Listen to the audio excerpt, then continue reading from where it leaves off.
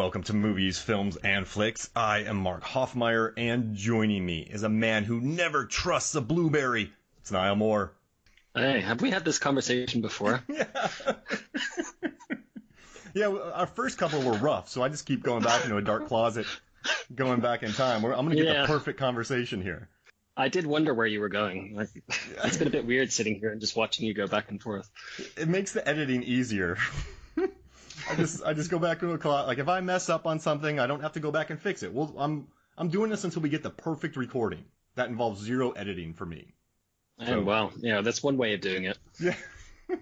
The amount of time I spent 2 years trying to get the perfect thing when I could have edited it in 40 minutes. So, hey, thanks for coming back. We did Back to the Future, kind of a domestic time travel. Now we're with About Time, another domestic time travel, kind of. That was the theme you want, right? Is that what we're working on? I don't know. You just mentioned you wanted to do an episode about it, and it's a movie that I really like. So I'm like, cool, I'll talk about it. And coincidentally, it seems to be, time travel again. I love this movie. So I watched it. We immediately bought the soundtrack. I listen to it all the time. The soundtrack's awesome. Oh, dude, the Sugar Babes. Push the button and I don't know, Ben Folds, The Luckiest. I dig that song. For me, I remember when I was young, my dad was really into Nick Cave and the Bad Seeds, and there's that Nick Cave track that plays towards the end of the movie, and I'm just like, I didn't get it when I was 12, but I get it now. Yeah, it's a beautiful soundtrack, excellent actors. I mean, you have Domhnall Gleeson, Rachel McAdams, Bill Nighy, Lydia Wilson, Lindsay Duncan, and then you Tom Hollander, Margot, Robbie, Vanessa, Kirby. Tom Hughes. Yeah, there's some big names in this movie. Well, it's what you expect from a Richard Curtis movie. Pirate Radio. He always has the casts. Yeah, that's a great point. These movies are always stacked with him. And, he has a proven track record, so it's plain to see why people would want to show up for this movie. Now, I have one question for you. One thing that's been kind of eating at me. So, he never has a name, right? It's called Dad in the movie, right? Now, he says to Tim, the movie was supposed to be called, Time Travel and Tim originally, and they were like, no, we can't do that. That's a bad title.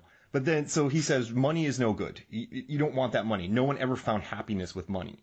But he retired when he was 50, and they have a beautiful, beautiful lake, oceanfront home, and they're not wanting for anything whatsoever.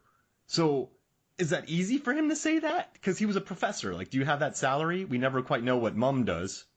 But it's the sturdy mom. Yeah. But it's kind of, is that a little, hypocrite? What do you think about it? That's my one problem. My one thing I have. I don't know what you think. Well, that's Cornwall. Yeah. Cornwall is actually reasonably cheap to buy property, and depending on where it is. Oh, got it. It's, especially if they bought it, say back in the 70s or in the 80s. Family home down there. My in-laws live down there, actually. Beautiful part of the world. I like Rachel McAdams trying to explain it. It's the bit down the bottom, that looks like a shoe. Hey, do you answer any questions, Niall? I love that scene. She's like, no, He is not talking.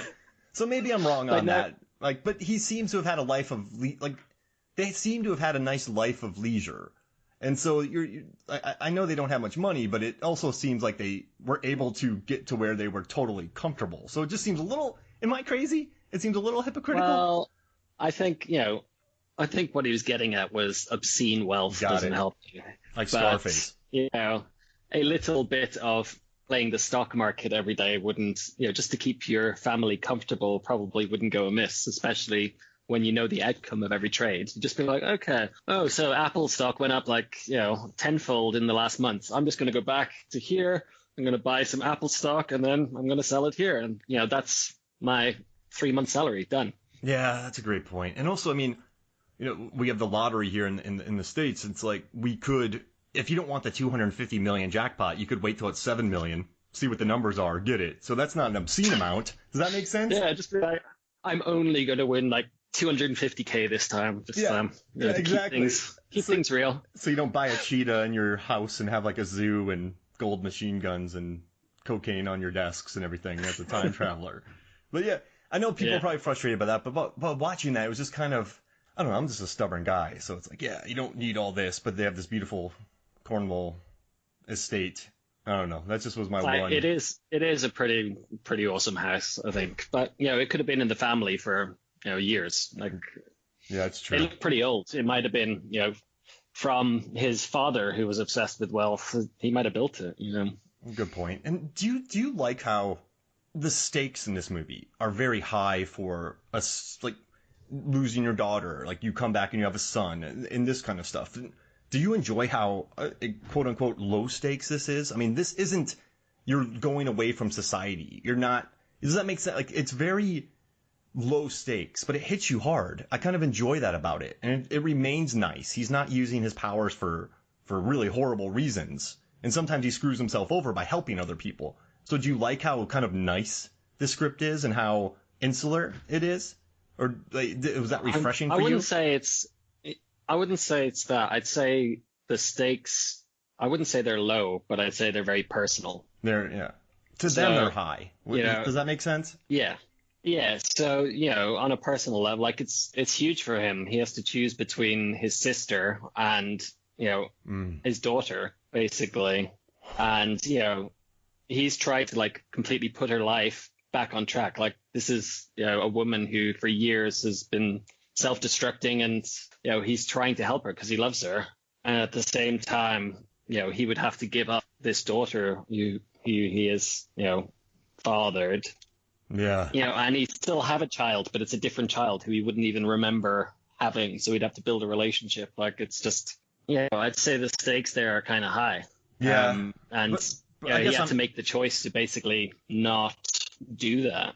I guess I'm just thinking in terms of like Thanos and the stakes of that, and then I just love the. But you're right. Personally, it's huge. And no, but you're right. It's So you and I were talking beforehand about how there's a lot of people. There's articles out there. I took a lot of notes that are really going hard at the logic in this movie, and they call it the most plot holey of plot hole movies.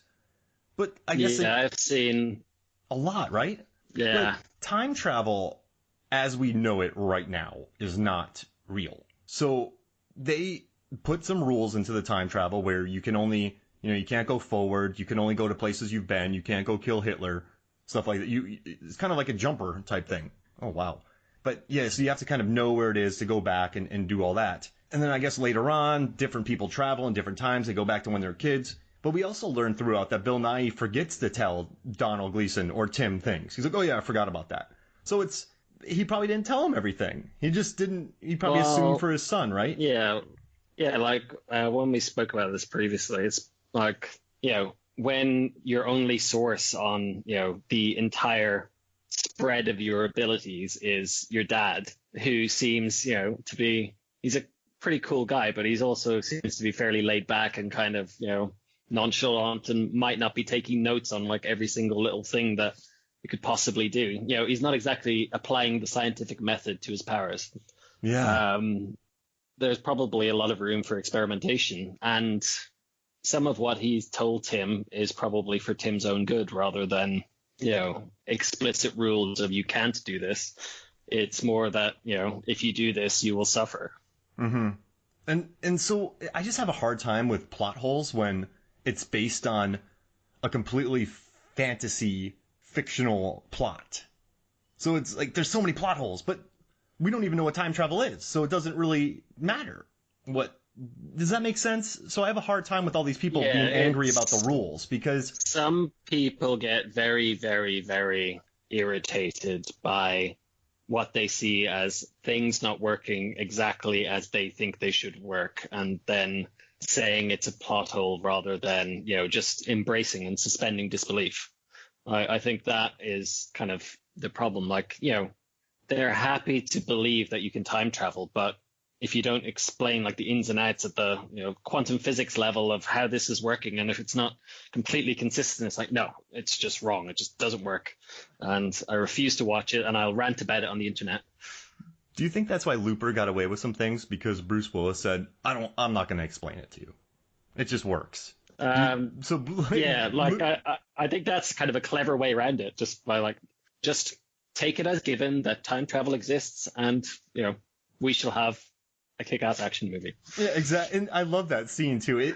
It's very self-conscious, but I think it's such because everyone tries to do that. So I just love how he's like, just don't even worry about it. It's time travel. Like you can do something. Oh, so I dig it. And during the commentary I listened to, which is really relaxed, excellent. I mean, so they had Domhnall in it, they had Bill Nighy, Lydia Wilson, they had Vanessa Kirby, and then the Tom Hollander, and then they had the director Richard Curtis.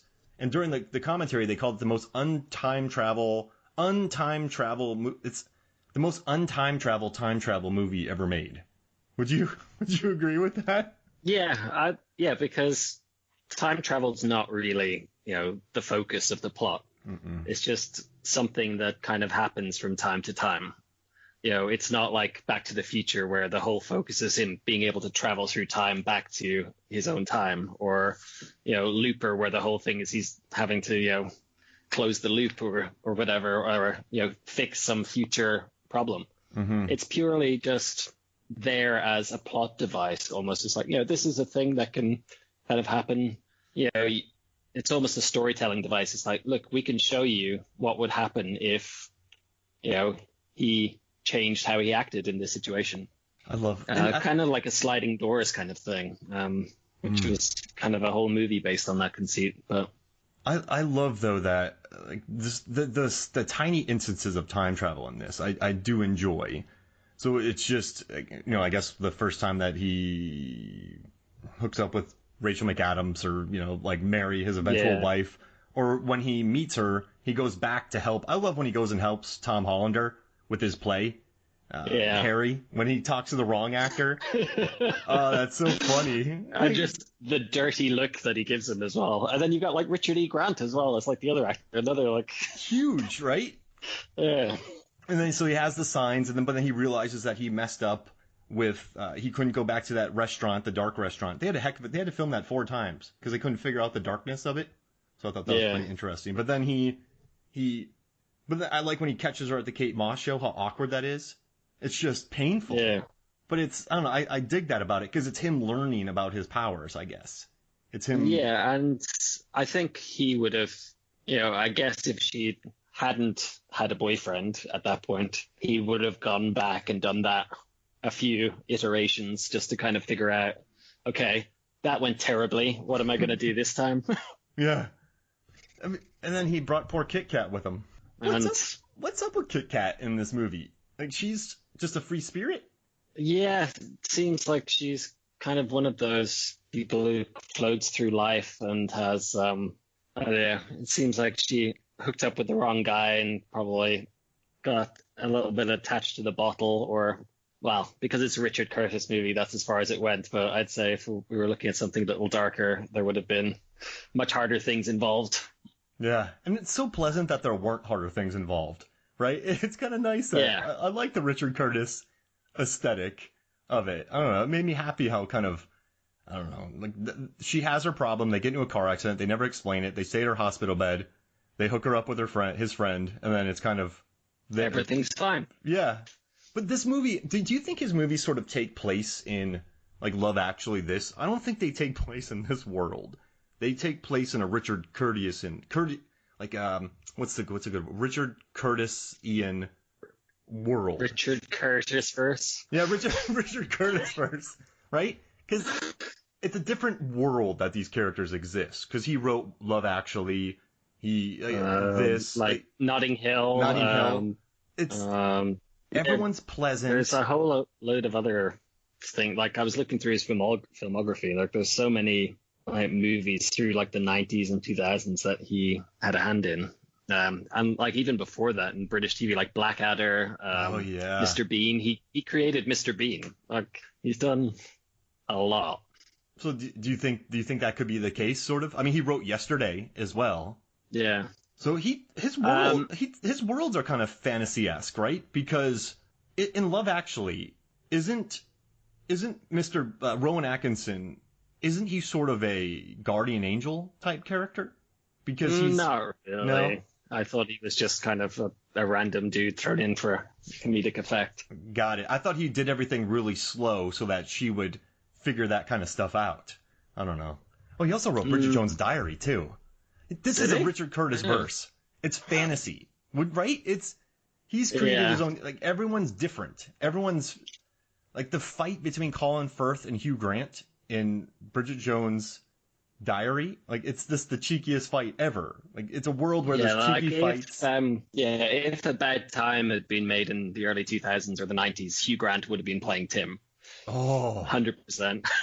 Do you think Hugh Grant would have been as good as Domhnall Gleeson is? I don't think so. Well, Hugh Grant, he always had that, like, foppish kind of, the awkward kind of, like, oh, well, I'm, very British, of course, but, could I possibly trouble you for a snog? That's actually, I could see him doing the awkward quite well. Mm-hmm. And you know what's interesting? I learned on the commentary that Domhnall had Rachel McAdams do spoken word recordings of his favorite songs or poems, and then he would listen to it every morning before work because he was supposed to be really in love with her. So he woke up listening to her voice. I guess it worked. Like, their chemistry was quite good, right? Yeah, they nailed it. And I read that Zooey Deschanel was originally circling this project. And I like her a lot. I don't know if she would have worked in the role. I really like her, but it would have been definitely, I think, a different vibe, I guess. Like, she's got that whole manic pixie dream girl thing. Yeah. It's how would... Rachel's able to, like, she's, like, effervescent? Is that the right word? Wait. Is that the way? I don't know, but she's just very... Sure. She can pull off... Because I think in a lesser actress's hands, this role could come across as a manic, pixie-ish chick. Don't you think? Because there's not much to her on paper, but... No, she just likes Kate Moss, and... she reads books. Then for the rest of the movie, she's kind of, just there to bear children and be the foil. Like, they don't really explore the relationship much past the initial kind of dating. Like, once that's kind of established, it's just like, right, that bit's done now. They're married, moving on. This is more of a father-son movie, I guess, and her relationship. They pulled a big name, Rachel McAdams, for this movie because her role is not huge, but she's on every poster, I would say. And I don't know, but she still adds. I mean, I still dig her in it. It's interesting how they kind of treat some of the women in this. So you have the mom who they constantly refer to as looking like Andy Warhol and just being sturdy, and then you have Vanessa Kirby, who's just they call her a prostitute most of the movie, and then like she lives in her brothel of an apartment. And then there's Margot Robbie, who's just basically they glory light her the whole time. Yeah, she's just like ridiculously stunning. She's just there to be like Margot Robbie, basically, just be there and be stunning. Like, they don't really give her much to work with, but was the movie so charming that you don't pick that up the first time? I guess the more you watch it, you're like, wait a second, she's just here to be an object, I guess, or to prove that you can't make someone fall in love with you.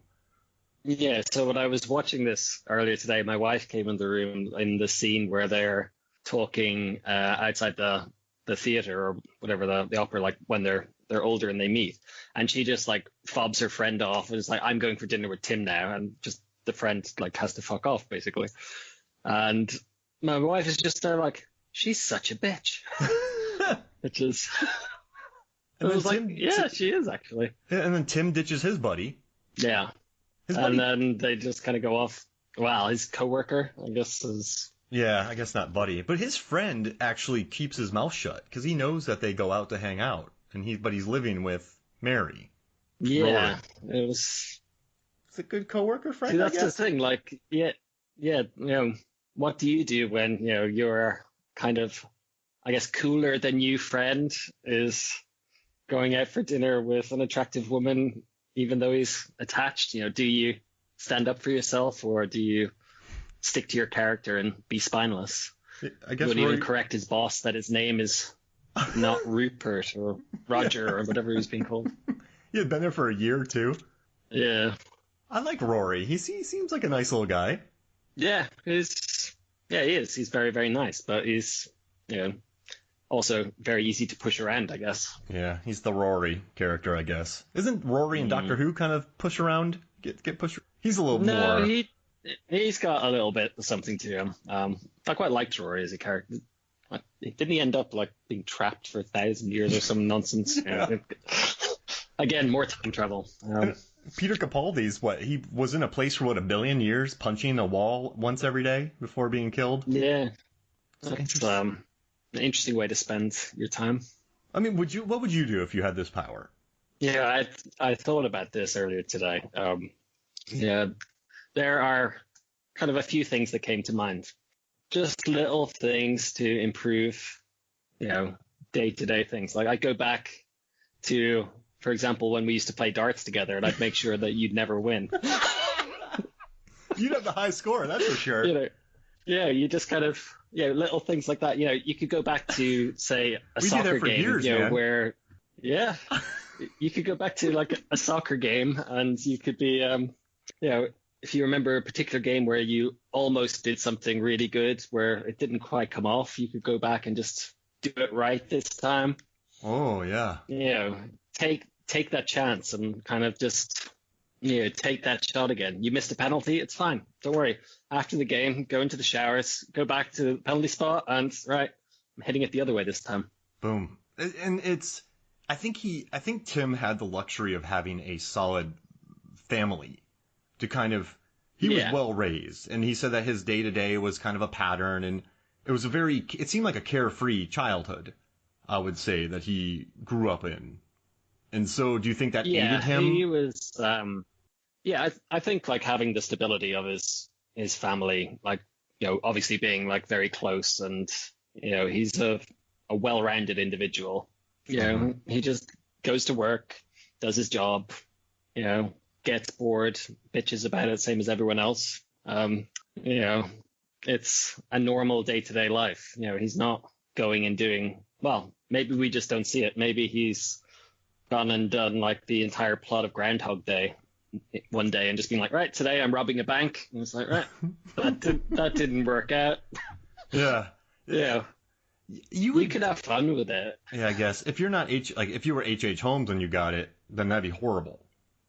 But no, but once again, it's a Richard Curtis verse. Man, I love that you said that. Richard Curtis verse. It's just pleasant. I dig it. I don't know. You can say weird things to parents and they're totally fine with it. Like, it's very, I don't know, but I think I don't know. If your parent was Bill Nighy, I'm pretty sure you could say anything to him. He's just, he always plays that kind of chilled out, like laid back. Like he was in the Hitchhiker's Guide to the Galaxy playing, was it Slarty Bartfast? And he was just kind of like, oh yeah, I make planets and I do fjords. And then also in the new Emma, he's the best dad ever. My wife and I want to adopt him. I haven't seen that. I haven't seen that. It's good. And then I put up a question the other day, and a lot of people kind of loved it. So I said, what would you rather watch?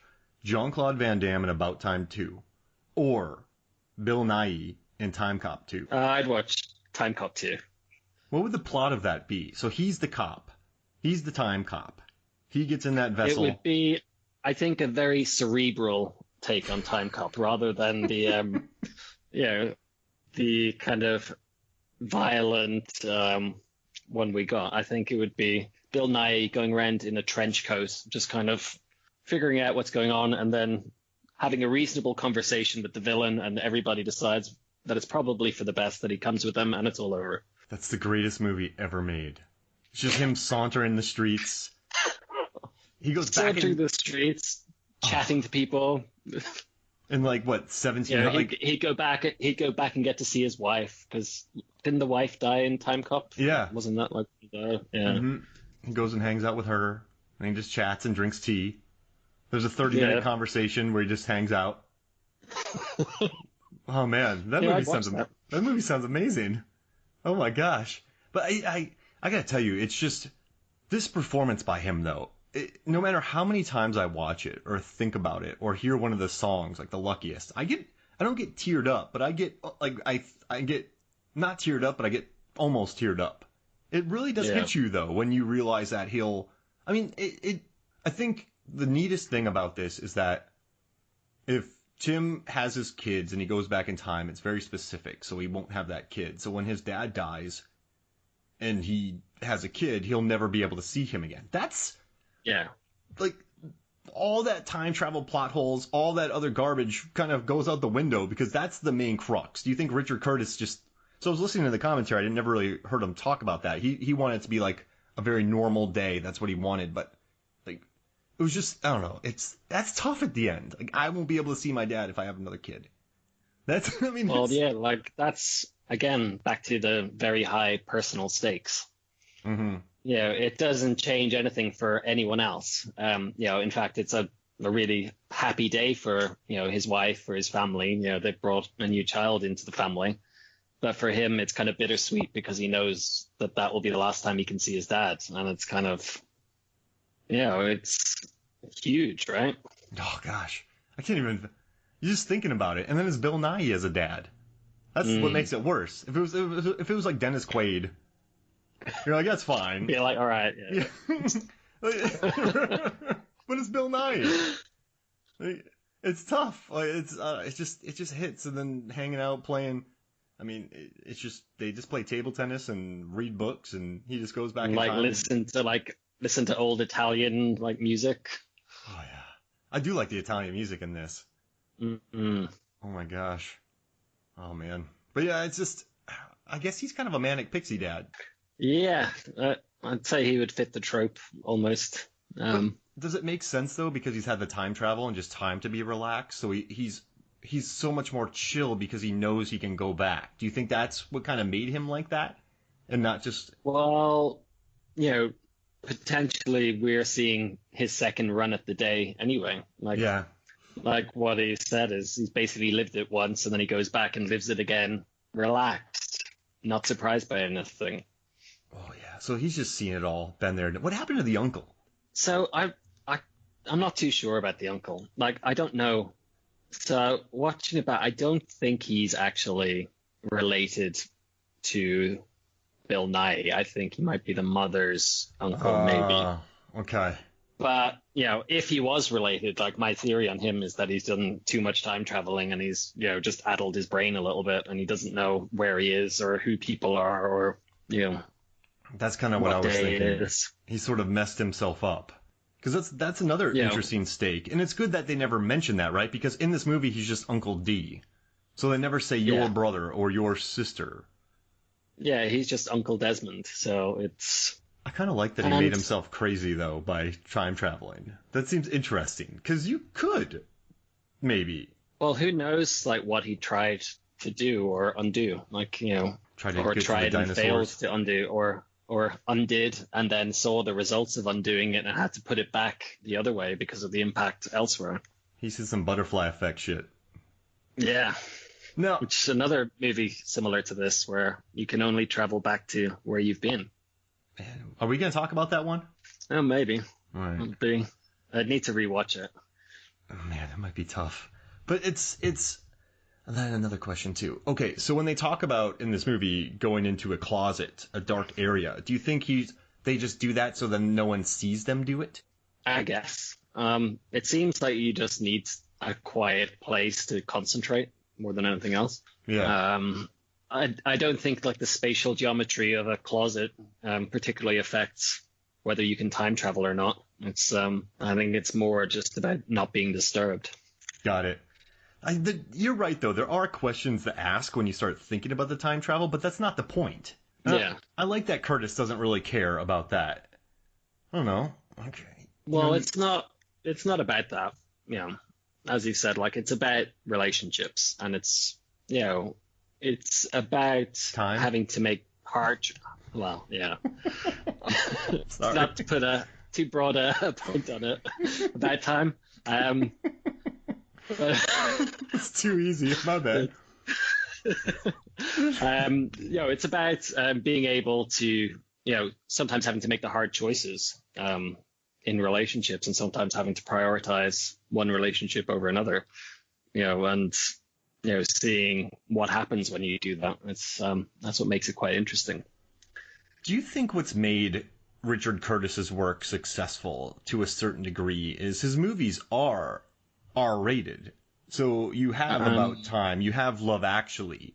These are, I don't think Four Weddings and a Funeral was, but he does write, these are both R-rated movies. So there is Like, Love Actually's, there's a lot to that movie. He kind of, Man, Love Actually, I'll tell you a story about my last time in Korea. I think it was like around Christmas, and we were around at a friend's house who had like, teenage daughter, like maybe 12 or 13, like young teenage. And we were like, oh, we'll watch Love Actually. It's like a really good, like kind of Christmassy movie. And we'd completely forgotten about the whole like Martin Freeman, like porn subplot that goes on in that movie. I was just like, oh, crap, this is kind of embarrassing. And Laura Linney? It was even in it. Yeah. Like, he adds an edge to it, right? So 4 Weddings and a Funeral, Bridget Jones' Diary. The screenplays in the movie he directs are R. So on the surface, they're almost G-level themes of just like very genteel, very kind, very Richard Curtis verse. But then there's also just a lot of swearing and nudity and drug use, and he really walks an interesting line. I don't know if you've noticed that, where he can. I mean, it's weird. Am I making sense? Where there are these very interesting, nice worlds, but then there's also an edge to them, I would say. And do you think I think that grounds them in reality somewhat. You don't have these picture-perfect people in a picture-perfect world. You have kind of real people in this picture-perfect world where they can get away with doing Richard Curtis things, but they're also quite real about it. Yeah. And it's an interesting vibe, right? Because it's not a sugar-sweet PG-13 tone for a lot of these. No. And the themes are... Some of them are quite adult when you actually look at them. And another question, were you living in South Korea when this came out? Yes, and it was huge. Yeah, right?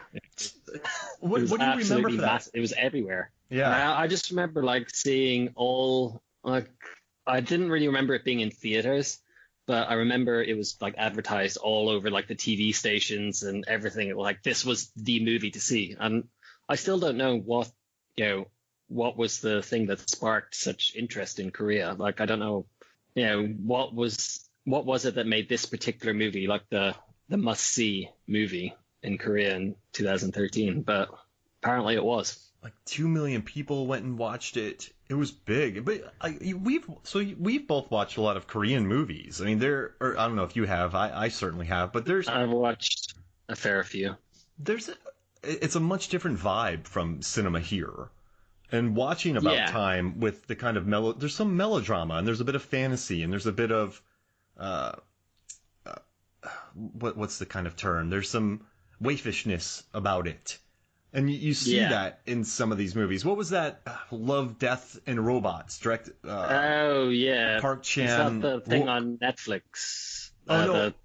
Park Chan-wook directed a movie that was very Amelie-esque. And that was really popular. It had rain in it. And, Yeah, I remember. What was it called? Yeah, I'm looking it up right now. And it won some awards, I know that for sure. But it was very... And he even has the poster of Amelie. Oh, I'm a cyborg, but that's okay, in 2006. Like, that movie, you go to a mental hospital, and there's some extreme violence in it. There's some weird, like, dream Korean sequences. movies, they don't... You won't get nudity, but extreme ultra-violence, sure. And and right, but there's a waifishness to it. So do you think that could, like, just the melodrama, the dad, the relationships? I think it might have struck a chord with the like family relationship, like the strong kind of family ties that are seen in it. It's like this dad who's like really cool. The son has a really good relationship with this Rachel McAdams. It's kind of like the perfect wife. Mm-hmm. Yeah, it seems tailor-made to kind of be popular in Korea. And that's not a slight, because in the States it only did like 15 million, if that. And worldwide it made 88 million. That's quite low, really, like 15. Yeah. It's shocking, right? I mean, but I also think the sentiment of it, right? It was R-rated. It was this weird hybrid father-son type thing. It didn't have too many major names aside from McAdams in it.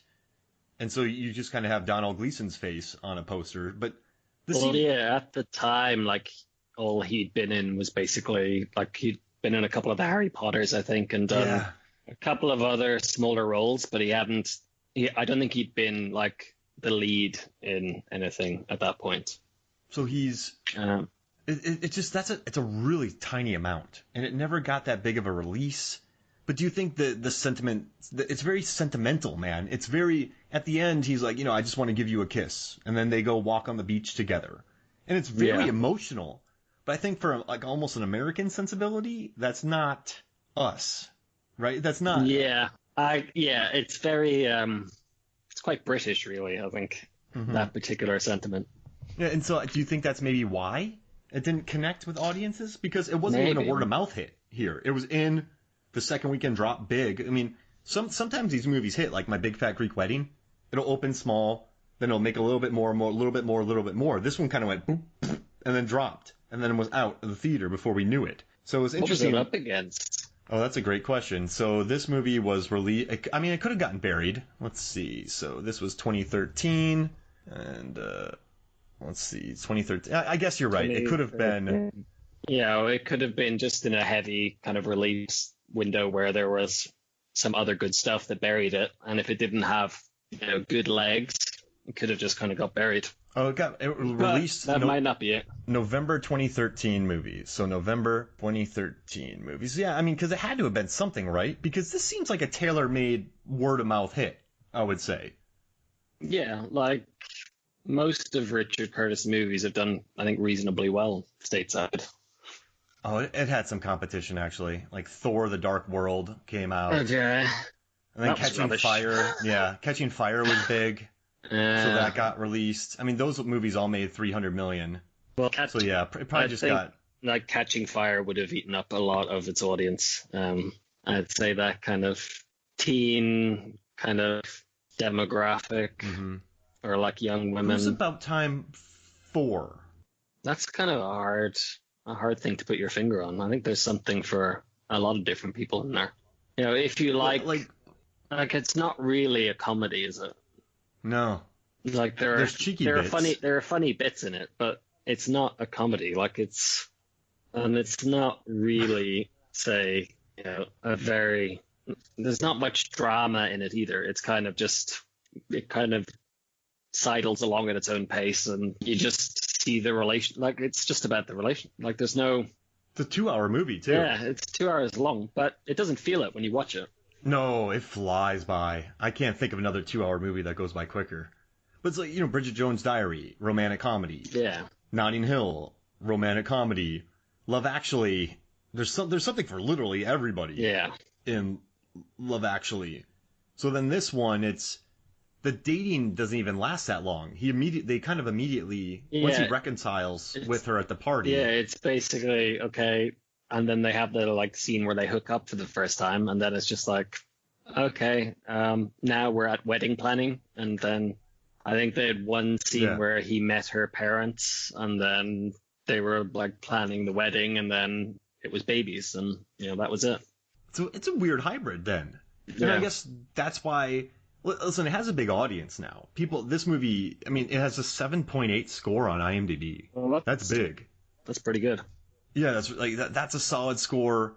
It has an audience out there. People like it, and I guess maybe people have come to it later on, so there's more of a cult classic vibe to it.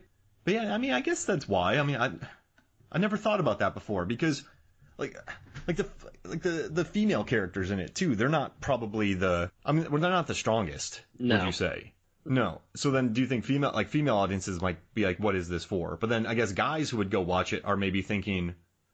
I'm thinking American aesthetic. I'm not watching this romantic comedy. In your typical rom-com, you'll always get the female's perspective on things, whereas in this, you never get to see Rachel McAdams' perspective on Tim, on anything. She's only in scenes with Tim. You never have a scene with her and her friend off talking about other things. Nope. She doesn't have any friends aside from Vanessa Kirby. Yeah, who's a prostitute apparently. Yeah. She's funny in this though. She gives him that hot dog. Mm. It's undercooked. Yeah.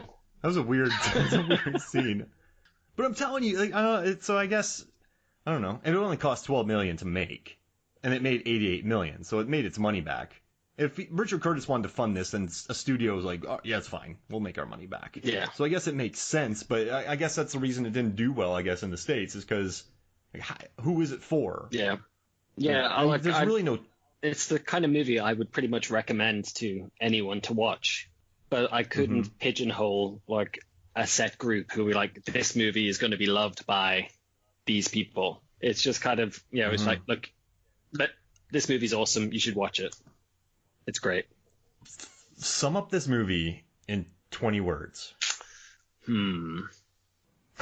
That is, that's a challenge. Right? I wanna see if you can do it. Yeah. It's While you're thinking, so this, if you watch this movie, all the beach scenes were filmed in one day. I just want everyone to know that, which is insane. I don't know how Richard Curtis did that, and I kind of love it. And the shirt that Tom Hollander what's up? It's in Britain, you could get all 4 seasons in one day on a single beach, so you could get lots of different shots. It's fine. Yeah, you're right. You're right. That's just crazy though. They move fast on this. But you watch a lot of the shows on the BBC. They're so polished, and I love just the work that they do on it. So I bet the crews just get out there and know exactly what they're doing. Yeah, they're filming. They're filming like a new BBC drama just ran by my office the other day. I've been to the office once since lockdown, but one of the guys has been going in quite a bit, and he'd gone out for coffee, and he was like sending phone footage of them like filming just outside our office, which is quite cool. And yeah, nice. They absolutely like knock them out. The thing is, they don't have to do like the 20-something episodes that US shows have to do. Like, they don't have to do these ultra long seasons. I guess, limited HBO, series. like I guess HBO and Netflix now, they do like shorter series, like 10 episodes, 8 episodes, etc. But you don't have like the traditional like 23 episode season. You have 6 episodes, and that's it. I love hearing stories about directors going over to the UK and working because, they're like, the crafty table isn't as good in the UK as it is in the US, but I think they're far more about moving quickly. They don't have them they'll stop though. From what I've heard, they stop for, like tea and coffee and like a snack every once in a while. And how could you not have a cup of tea? Like it's, I love it too. I guess the hours aren't as insane. I worked on a movie though where we started doing French hours, which is only 10 hours a day. And that felt like a complete revelation to me. I was like, I'm only working like 13 hours a day because you have to show up before and leave after. Yeah. So I'm like, man, I'm only doing like, with a drive, I'm like, this is 15 hours total. This is easy. I can get 5 hours of sleep. Like that was my life. I was like, this is beautiful. So it's because before you're doing probably 18 hours. So I'd love to go over there and have a nice. It killed me, man. It killed me. I don't know how you do that. Like, well, I do know like crunch time. I've had to do 16, 18 hours days, but that's over the that's for 1 week, not over the course of 3 months. It murders you. And I got to tell you, I made the choice to do it, and I worked on some cool movies, but I guess what keeps you around is the stories that you tell. Like, oh yeah, I worked on this $200 million movie that made $1 billion, and I have stories. Or, sometimes it's exhilarating when you are given the task of getting 50 cars with 50 drivers to set, organizing them on set, then getting them to do all their driving during the set and nailing it. Like it gets a little addictive of just, being trusted with that much and then doing it. But you're cranky all the time. You just drink coffee, your teeth turn yellow, and you just, you never see anybody, and then you're cranky. But you make money, but you can't really enjoy that money, and then you're cranky. But no, I guess what I'm saying about time, it seems like a very relaxed set to work with him. Yeah. Because he's such a pro. So I would have loved to have done this. And also, I thought it was interesting, too. What did you think about the cinematography in this movie? It was very non-blockbustery, I think is how I'd put it. It's, much more like indie, kind of like what you would typically see from an indie film. The camera was given like a lot more room to breathe. You weren't having these like big wide shots and stuff. It was, much more personal, I guess is how I'd put it. You nailed it. That's exactly it. So you did no research, and you figured out what I had to do with research. But yeah, so the movie Like Crazy, which I love, with Anton Yelchin, and oh man, she's in Oscar winner. She's in Rogue One. And what's her name? She's an excellent actress too. Felicity Jones. Yes. And Jennifer Lawrence. So he loved that movie like crazy. So he reached out to the cinematographer John Guleserian. Okay. And a lot of this movie was not shot on sticks. There was really no tracking shots. A lot of it is just handheld. Not exactly Steadicam, but I saw he just had a rig. Steadicam is much more fluid. Yeah. Like you don't. It's steady. Stupid. It's a steady shot. And this one, right? How it kind of like this. This one moves around. When you watch it, it moves, and it feels very POV, like you said, very indie aesthetic. Not many massive wide shots. It sort of captures the intimacy of it. No, I dug that too. But that means they move quick on set, right? Because you're not laying down track. For a dolly. You don't need to like basically set up these like big sweeping tracking shots, and you don't have to have the complex camera movements. You're just like, okay, we're setting up. We've got our set. The cameraman is going to stand here, and he's going to film you. Go. Yeah, act. I love it. It's perfect. Yeah, perfect. And there's no sticks. They're like they didn't put the thing just on a tripod, so you have less crew. You probably kept it more intimate. But yeah, no, I think you nailed it. It's a $12 million movie, so that's basically an indie nowadays. Yeah, I would say. Yeah, these days, so, definitely. Everyone must have taken a pay cut, dude. Because Rachel McAdams, she probably gets $3-4 million a movie. Even back then, 2013, I guess. Post Notebook, right? Yeah, I guess she would have been. Notebook is what, 2010? 2004 or 3. So she's been around for a minute. Yeah, she had been crushed. She was headlining movies that were quite popular. Yeah. So, I mean, she gets that, but I bet you they all took tiny pay cuts. Yeah. They all took pay cuts, not tiny, massive pay cuts. Because, well, there's not much. They shoot some big scenes, though. That wedding scene had to have been expensive. Yeah. With the stuff blowing everywhere. Yeah, I doubt they would have got that first try. Though they could have just had a real wedding in Cornwall, and they probably could have just filmed it, and it was, you get the same result. I was looking online to find out how many days this shot, and I could never find it. I would love to know how quickly they shot this movie. But see, they brought in pros. So, I mean, you don't need Bill Nighy doing 12 takes. No, he will probably do 1 or 2, or maybe, give you something slightly different, but he's not going to fluff his lines. Like, Richard E. Grant is not going to fluff his fluffing of his lines. I love his face in that. Isn't it such a pleasant surprise, though? That scene, you're like, holy crap, that's Oscar nominee Richard E. Grant. Oh, I love that scene. And Lindsay Duncan, Mom, she's in so many movies. If you watch the movie again, and in the commentary they mention this, where she's the only one who didn't really have anything cut. There's some big deleted scenes in this. There's like Abbey Road thing where Mary's pregnant and stops to get this guy, and so I watched all the deleted scenes.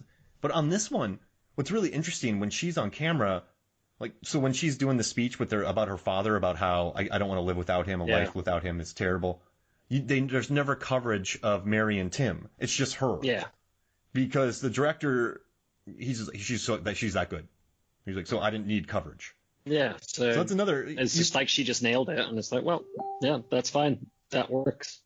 Next scene. Bring in pros. Yeah, bring in pros, so then you don't need it. Oh man, I love it. Hey, so how about this? Let's take a quick break, and then when we come back, we will talk more about time. We'll be right back.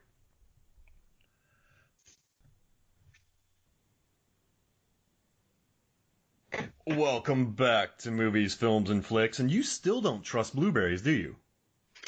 No, I do not. It's I'm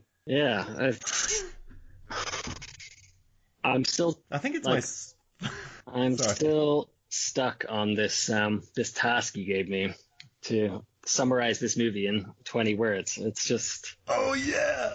Yeah. We got to get there. We got to do it. Yeah. We've got however much time left. I'll figure something out. All right, so you're building it in your head. I gotta say, the way he said blueberry, I loved it. And it reminded me of Dracula, Dead and Loving It, which has been a very popular episode for this podcast, where the guy goes, raspberry? Leslie Nielsen, was it? Yeah. No. Yeah, it was. Yeah. But I love it. He eats a bug, and the guy goes, what'd you just eat? And he goes, raspberry. And the guy goes, raspberry? You ate a raspberry? Like, I just love the way that they say raspberry. The blueberry reminded me of that. But it's I don't know. And I also, because the whole Kate Moss thing, what do you think about, like, she's just obsessed with Kate Moss. And it's interesting how they got all those prints. They had to ask for a ton of favors. And then they had to put all that together. And they said it was one of the hardest things to do in the shoot. Really? Yeah. That's interesting. Now, okay. And during the commentary, they were asking, like, is what Tim is doing creepy? And during that, they kind of said no. Because if there's someone you like, you probably want to know what they like. You don't want to parrot it back at them, because that's weird. But I guess he's just figuring out what she likes. So does that make sense? So that on the commentary, they said no. But he clearly doesn't like her. He's just saying it to her because he knows it. But they already had a connection at that restaurant. Yeah, like a big connection. That's why it's kind of forgivable, and it comes across as more endearing than creepy, I think, because they'd already had their meet cute in the restaurant, and they bonded over their personalities, like without even seeing each other in this restaurant in the dark. So the viewers knew they were compatible. He just needed a way to start the conversation. He wasn't going to get to go to that dark restaurant again, so he needed another way. Yeah, no, you're absolutely right. And it's the Richard Curtis verse, so of course they became soulmates immediately. Oh, of course, like within 20 minutes of meeting each other, it's... She's like, I hope you like my frock. And he's like, I love your frock. Like 20 minutes, but like we said, this is a Richard Curtis verse, not the real world. Yeah. So no, I know. That's smart. You're right. Because they had their meet cute. They were very compatible. And then everything after that, you already know they're compatible. Yeah. He just basically, he just needed a way to start that conversation. They probably didn't go to dinner and talk about Kate Moss for 2 hours. They probably just went and had a nice dinner together. But you need that hook. You need to, you need that hook to convince them to actually, take the time to get to know you. That was a sly move that she did, though, because in the IMDb trivia, when she says, "Hey, you want to walk me to my car?" They had a really long walk. That's a slick move, though, I think. Yeah, she was good. Well, it doesn't come across as being presumptive, and you still get to spend time with the person, and have a nice walk, and then you're like, oh, she could always say, "Is that oh, my car is here," if she wanted to leave, and be like, right, bye. Yeah, that was slick of her. I kind of dug that scene. That was good. But I guess he never uses his powers for bad in this. Remember, he goes back in time on New Year's and kisses a girl, as opposed to just not. I don't think that's particularly bad. She wanted. Yeah, she seemed disappointed she seemed disappointed to have not got a kiss in the first go round. So. Yeah, she seemed happy enough with getting kissed that time. That party looked like fun, though. Yeah. So he's like the dreaded party. But I'm watching it, and everyone's having a great time. Everyone's dancing. No one's self-conscious. Like, all ages are mingling. Booze is flowing. Bill Nighy's there dancing up a storm in the middle of the room. It's, I think that looks like quite a fun New Year's party, to be honest. Yeah, exactly. Like, why would that be terrible? Like, I'd have fun at that, I think. Yeah. I'm still taken aback by that you would cheat at darts to beat me, man. Not cheat at darts, but you'd play to beat me. I can see you doing that. I have never beaten Niall. I have beaten every single person in Cheongju, but not Niall. How is that even possible? Because, you don't... Like, where do you actually end up when you travel back? Like, you'd just be...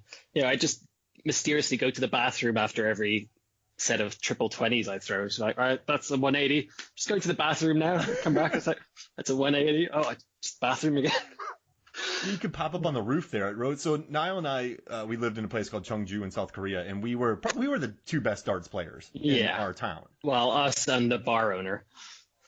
Yeah, us and the bar owner. So we like, I would say it was us. And so I ended up getting the high score on it. And then now you broke the high score eventually after I left. So when he says we spent many nights playing darts. I love doing that, though. That was fun. But yeah, you pop up on the roof. I get the high score when you're not there. You go back in time and wreck my high score somehow so that I don't get it. Oh man, no, that's funny. All right, so do it. 20 words or less. All Sum right, up this movie. so I want to hear it. 20 words or less. So, man, it's so tough. Like, it is just really, Bill Nighy is a time travel. Let's see, Bill Nighy is a time traveling dad who teaches his son lessons about life and love. Oh, I like that. Yeah, That's a lot better than 11. IMDb's. Oh, that was really good. IMDb has about a 40-word one, and they're like, at the age of 21, Tim discovers he can travel in time and change what happens and what has happened in his own life. His decisions to make his world a better place by getting a girlfriend turns out not to be as easy as you might think. That sounds like What? bad voiceover from like an 80s trailer. Like Jean-Claude Van Damme is a guy who fights another guy, and then he meets the other guy again and fights him again, and other stuff happens. The splits. In a world where Tim can time travel, will he get his girlfriend? We'll find out.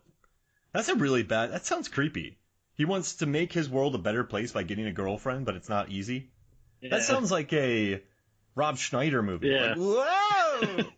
Or what was the Adam Sandler one? Click with the remote control. Yep, it's a Click movie. But yeah, this one I like it. Bill Nighy teaches his son life lessons through the medium of time travel. Whoa, that's it. And he dances. Yeah. Do you think Bill Nighy makes every party better? I would think so. I think most Bills do. Okay. Bill Murray, Bill Nighy. Whoa. I think you should always have a Bill at a party. Bill Skarsgård. All right. You are throwing a party. Yeah. You need to invite 5 movie characters to throw your ideal party. So that would be Richard Curtis verse. Which 5 people would you invite to your party? From the Richard Curtis verse alone, or can we kind of go broad? Anybody. But you're throwing a Richard Curtis verse party. Okay. Not like a Project X or Animal House. Right. So we're going for which 5 people? Say that New Year's party at the start of the movie. Yeah. So, all right. I would invite Trisha McMillan from Hitchhiker's Guide to the Galaxy, which is Zooey Deschanel's character, because I always thought she was awesome, and she'd fit right in there. I would invite Bill Murray from Groundhog Day, because he would get the time travel shenanigans. I think he'd be a good guy to kind of talk about strategies with. Talk shop and be like, right, Bill, look, I'm dealing with this problem here. I've got I can control it, so I can go back and relive the day anytime I want. He's like, okay, here's what I did. Be knocking golf balls off your roof at like 4 a.m. too. Who else would be interesting? Character wise. Yeah, this is an interesting question. So you have 2 very Richard Curtis-esque people here. Yeah, well, trying to kind of fill that theme out. Let's see who else is there. Sam Rockwell might be fun at a party. Yeah, Sam Rockwell would be fun at a party. Wait, I get Idris Elba from Turn Up Charlie to DJ it. Yeah, I haven't actually watched that. Like, I've seen the trailer on. Is it Netflix that's on, or is it on Prime? I don't know. They canceled it, but it's fun to watch. I liked it. Yeah. But this is your list. I'd invite him though, definitely. Yeah, that's an interesting. I would do that. Yeah. Let's get Idris playing it. Yeah, I think I definitely have to have a Bill Nighy there, but I'd have Bill Nighy from Love Actually. Whoa. Yeah. The faded rock star. And then, I think if we're sticking with Richard Curtis kind of land or theme, you need to have probably a Hugh Grantish kind of character there. Don't know which one though. What about Anna Faris from like The House Bunny or one of those movies? Yeah, maybe. She seems fun at a party. Yeah, potentially. Or maybe go like Anne Hathaway kind of direction, like. Oh yeah, From which one? But, an interesting one would be from The Not Dark Knight. Knight Rises. Yeah.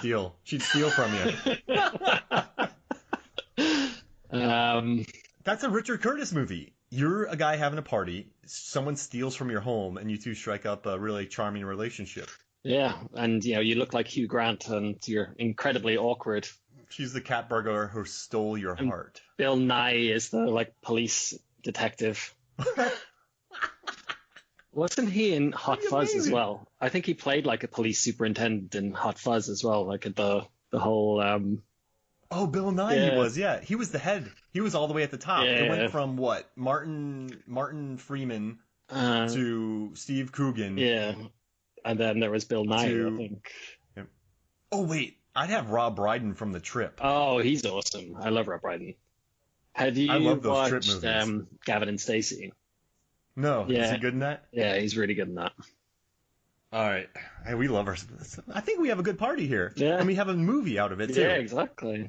Yeah. Wait, what's the name of this movie? So he's like Bridget Jones' Diary, About Time, Love Actually, Stolen Heart. Yeah, No, that's bad. That's a bit on the nose. Yeah. Yeah. Because this one's about time or love, actually. Oh, man. All right. So geesh. Party on. Well, what else was there? There was like Pirate Radio or The Boat That Rocked, as it's called over here. Yeah. And then he's Yesterday he did. Yeah. 4 Weddings. He loves the 4 Weddings and a Funeral. Oh, man. What do you think? 2 parties and a theft? Theft at a party. It's completely. Tougher than it. Yeah. That's why they pay people to make titles for movies, right? Yeah. I could do the trailer.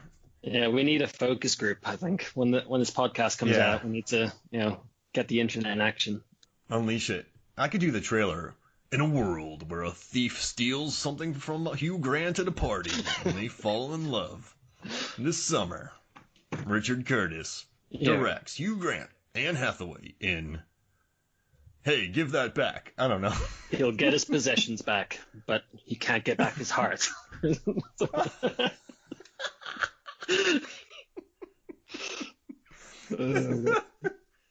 She gave me back my possessions, but not my heart.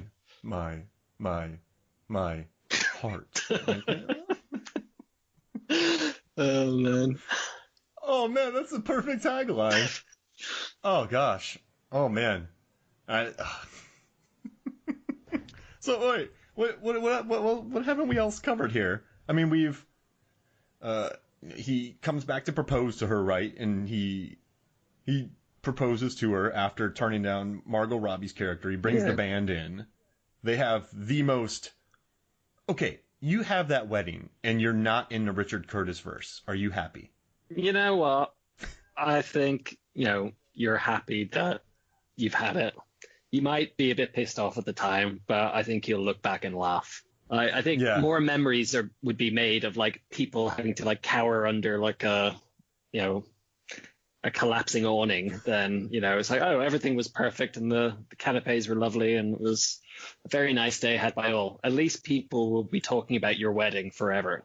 Yeah. Uncle Hank grabbed onto that umbrella and he flew 50 yards into the sea. You'd have to go back in time for that to save Uncle Hank. Just go back and watch. No, you're right. But everyone was just, I don't know. Everyone, it just seemed perfect on that. But that's perfect. It's a Richard Curtis verse. And then it's just, I'm trying to think about, like, what else is there? I mean, the dad smoked, but he could never go back in time. Yeah, because it would erase the kids. Yeah. That's kind of stinks. But he's been reliving, he could relive that same day over and over, though, couldn't he? Yeah. If he wanted, is that dimension still around? So the day he dies, he's like, I'm going to go back to when I'm 20 to live my life again. Yeah. He could. And he could. Yeah. So do you think he's done that? And this is just the universe? Maybe, maybe he's done it multiple times. Yeah. Was tired of it? Maybe, if you go back in time and then live it all again. You could just be like, right, round 2 was pretty. I'm going to go round 3, so I'm going to go back to that day again and start here. Let's see how it goes. So, how many Splinter universes has he started? Who knows? Any? Like, does the universe splinter? I guess we get back into the nitty gritty of That's a huge question. The nitty gritty of time travel theory. Because all right, based on what we've seen, it looks like we're talking like a causal. I think it's almost like an Avengers Endgame kind of time travel thing where you can go back from here to here, but if you do anything, then you'll go along to here. But it's never in the past. It's always, in the future from your perspective. You're always reliving it. But then, remember when Captain America goes back in time, and then everyone's just living their life normally? Yeah. And then he catches up to them. Yeah, I never quite got that. That seemed to, break the rules. I'm like in Tommy Boy, just, oh my god. That's a big question. My theory on this is that he turned off his little bracelet for, 30 years. And then when he was ready, he switched it on and was able to travel back to that moment because the connection was still there. So he was able to just click, and then he was pulled into that timeline. Jeez Louise. So this movie's about time, but it's really not about time travel. No. This movie could have been bad. Think like About Time, starring David Spade. It's about time. Yeah. Joe Dirt's good. Yeah. I'm glad you suggested this. I've watched this movie. The 2 hours absolutely fly by. I love that it was huge in Korea. I love that it made almost $90 million on a $12 million budget worldwide. It didn't do well in the United States. But yeah, I mean, it's a weird one because normally you can just peg who a movie's for, and this one's not. But I don't know. Whenever I get it, I just want to adopt Bill Nighy. I guess that's my final thought about this movie is I'm going to adopt Bill Nighy because he's just so good. Yeah, I wonder is he on? I love it. What's that thing, Cameo, where you can request celebrities to do stuff for you? Might get Bill Nighy to read me a bedtime story or something. Oh man, keep going, Bill. That's funny. Come to my party. I'm gonna put you up here. But no, this was fun, man. Any final thoughts about this movie? No, it's I'm glad we did this. It was enjoy it. Any excuse to watch it again. I love this movie. And researching, I love the commentaries. If you ever get a chance, the Love Actually commentary is really funny. It's Hugh Grant just talking crap about Colin Firth for the majority of it. And then this is a really charming commentary here. I like it. So if you ever get bored and want to listen to something, I used to love watching I totally recommend it. I haven't bought a physical movie in years though. I've been streaming everything. Got it. Yeah, I still have to buy, but because I do a lot of writing from home, so I background listen to commentaries and I glean a few things, and then I don't want to be the podcast that's opinions. I like dropping some facts, but no, this is good, man. Thank you for joining me. Yeah, no worries. And then I guess we'll talk about what we're gonna do next, but maybe a time travel movie. Maybe we'll get you with Norbert. Yeah. Have a big time Korea reunion. Yeah, that'll be fun. That'll be fun. So, all right. Awesome. So for me, Mark Hoffmeyer, and for Niall Blueberry Moore. I don't know. This is Movies, Films, and Flicks. We'll see you next week. All right. Dude, that was a good bit about the party. I really